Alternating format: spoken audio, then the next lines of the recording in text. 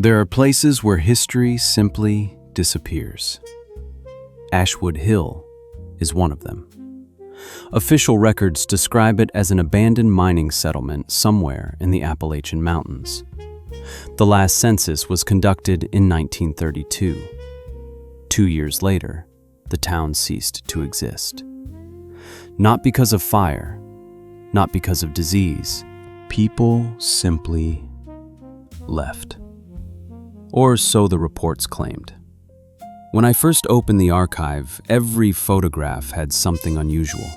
Streets were empty. Windows stood open. Meals remained on tables, but no adults, only children. Every single photograph captured children staring directly into the camera. No one ever explained why. I arrived in late October. Dense fog covered the hills, and the remains of the mining town looked untouched by time. Rusted rail tracks vanished into collapsed tunnels. Wooden houses leaned under decades of silence. The local sheriff refused to accompany me. He handed me an old map instead. "Leave before sunset," he said. Then he locked his office door. The deeper I walked into Ashwood Hill, the quieter everything became. No birds, no insects, not even wind. Inside the abandoned schoolhouse, dozens of tiny desks still stood in perfect rows. Children's notebooks remained open as if class had ended only minutes before. On the blackboard, someone had written the same sentence again and again. "Don't answer when they call your name." The handwriting changed every few lines. Different children, same warning. Among the records I found, attendance books listing 38 students.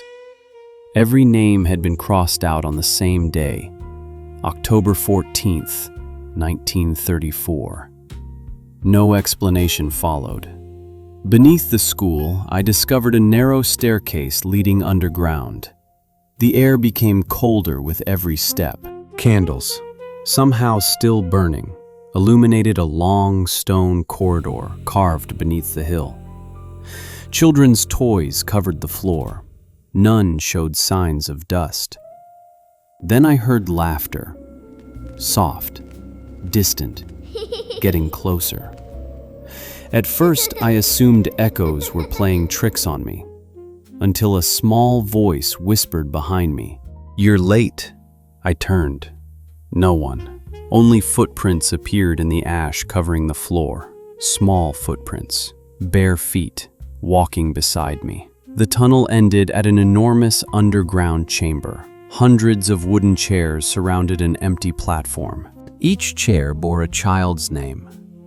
38 chairs, 38 names, exactly matching the attendance book. One chair remained empty. A fresh name had been carved into it. Mine. The chamber suddenly filled with the sound of children humming a melody I had never heard before. One by one, they emerged from the darkness, not walking, gliding. Their clothing belonged to another century. Their faces were pale but peaceful. None blinked, none spoke. They simply watched me. A little girl stepped forward carrying a cracked porcelain doll. Her lips moved without sound. Then every lantern in the chamber extinguished at once. Complete darkness. Something gently took my hand. The skin felt freezing. Then dozens of small hands surrounded me, not hurting me, guiding me. When the lights returned, every child had vanished. Only the doll remained at my feet. Inside its dress, someone had hidden a folded letter. It was written by the school teacher. She described strange voices coming from the abandoned mine weeks before the town disappeared. Every evening, the children claimed someone beneath the hill called their names. Adults never heard anything, until one night, they did. The letter ended abruptly. Its final sentence stopped mid-word, as if interrupted. Outside, dusk had already fallen. The fog rolled through the empty streets like a living tide. As I reached my car, I looked back toward the school. 38 children stood in the doorway, perfectly still, watching. One slowly raised her hand, not waving goodbye, inviting me back. The following morning, I returned with a search team. The school still stood, but the staircase beneath it had disappeared. Solid stone covered the place where the entrance had been.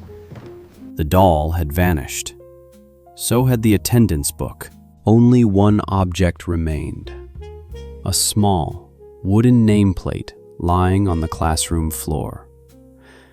It bore my name. I locked it inside the evidence cabinet.